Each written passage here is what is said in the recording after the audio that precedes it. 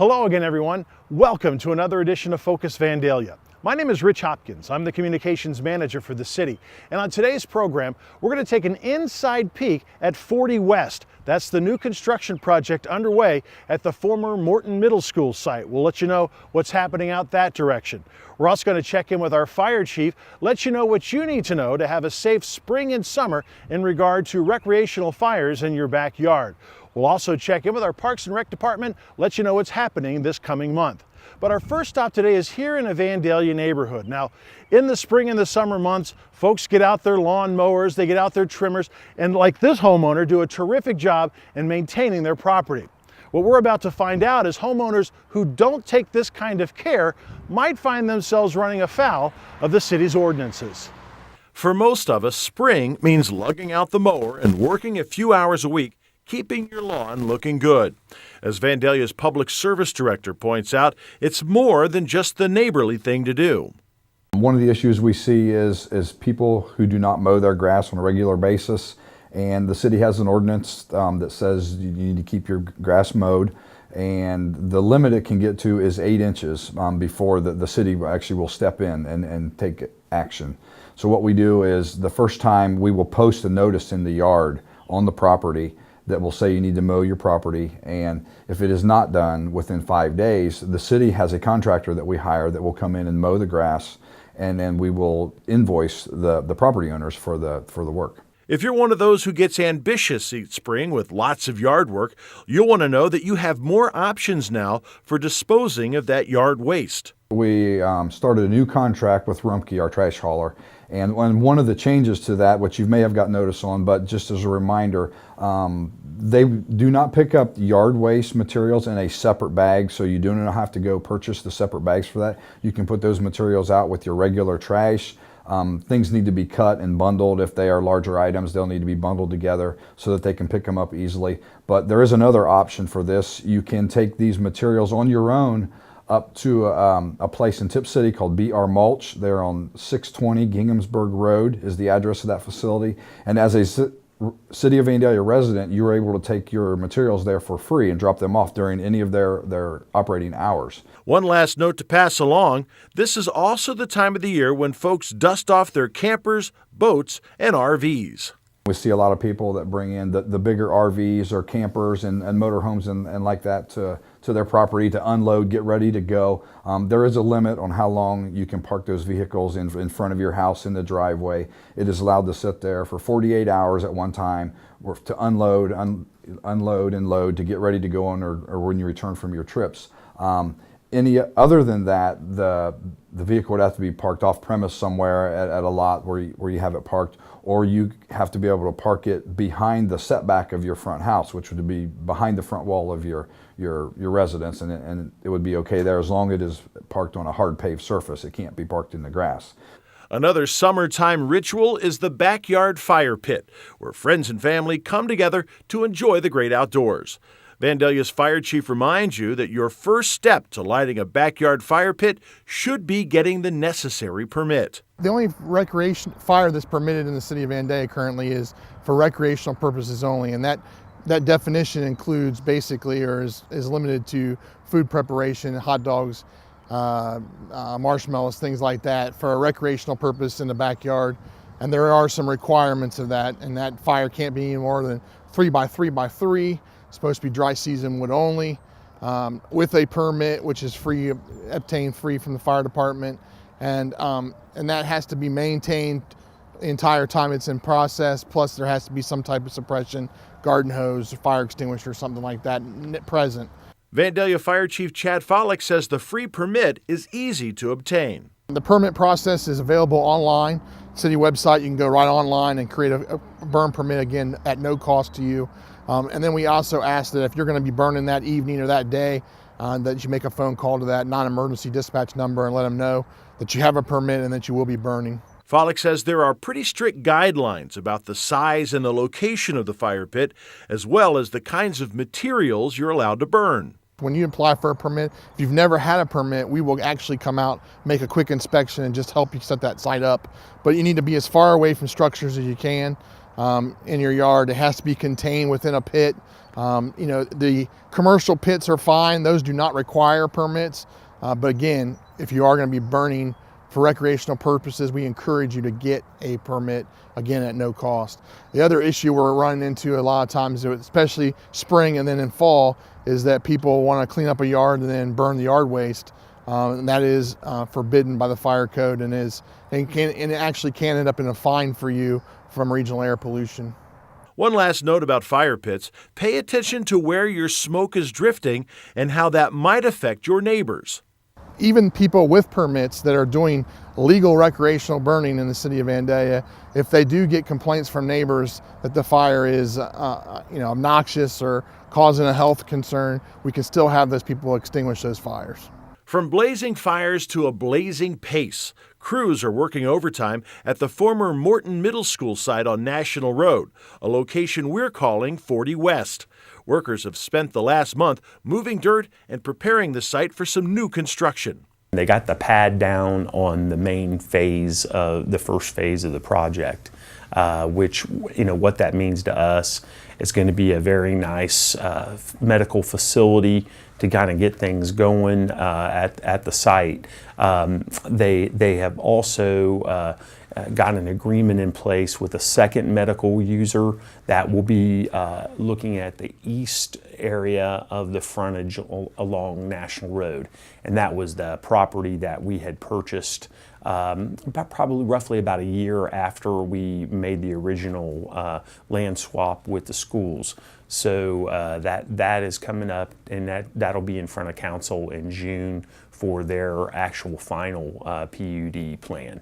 There's not much construction, but plenty of activity taking place meanwhile at the Northwoods Business Park, where a landowner is trying to put together a development plan. We've had a couple meetings with the owner has had their engineer come in and talk with us. We're going to meet with them again later this month. They're actually putting in an application for rezoning for an area on the north side of Northwoods Boulevard, just a small lot, roughly 5.5 acres, that they want to change the zoning to make it potentially more user-friendly, which I think that's something that we'll get to take a look at. Assistant City Manager Greg Shackelford says beyond the zoning issues, the owners want to create a plan so that both developers and city leaders are operating from the same playbook. The idea is just to try to make it more marketable, and not only more marketable, but we want it to be something that council should be able to get comfortable with if they get an opportunity to review any of the potential upcoming requests that may come. One last economic development note: a local business is looking to expand, and Vandalia is on the short list of locations under consideration for that project. Shackelford says he spent time in May presenting Project Bullseye to Montgomery County Edge Fund assessors for a shot at some financial support for that expansion. It would create 35 new jobs for the city, pretty high-paying jobs, average of around $80,000 per year for each of those jobs. So that would be a really good project.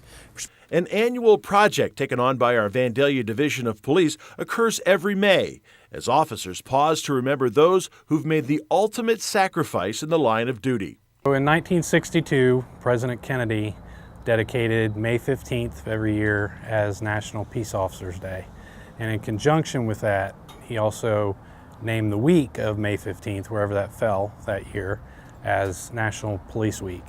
So in honor of that, we here in Vandalia, we put up a memorial where we have a cruiser parked out by one of the city welcoming signs, National and Bohannon.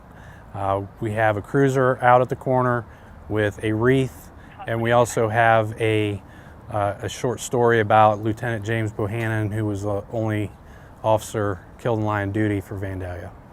Sergeant Ben Walker says Police Memorial Week isn't strictly a police event, as it carries a message important to us all.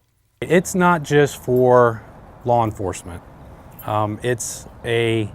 When President Kennedy declared the May 15th as the National Peace Officers Day, it was for the country. It was for everybody, all the citizens. It gives people the opportunity to recognize, show their appreciation for their law enforcement officers, to bring awareness that it is a dangerous job and that there are many people who have come before me and the people I work with that have died in the line of duty, given their life to save others, keep people safe.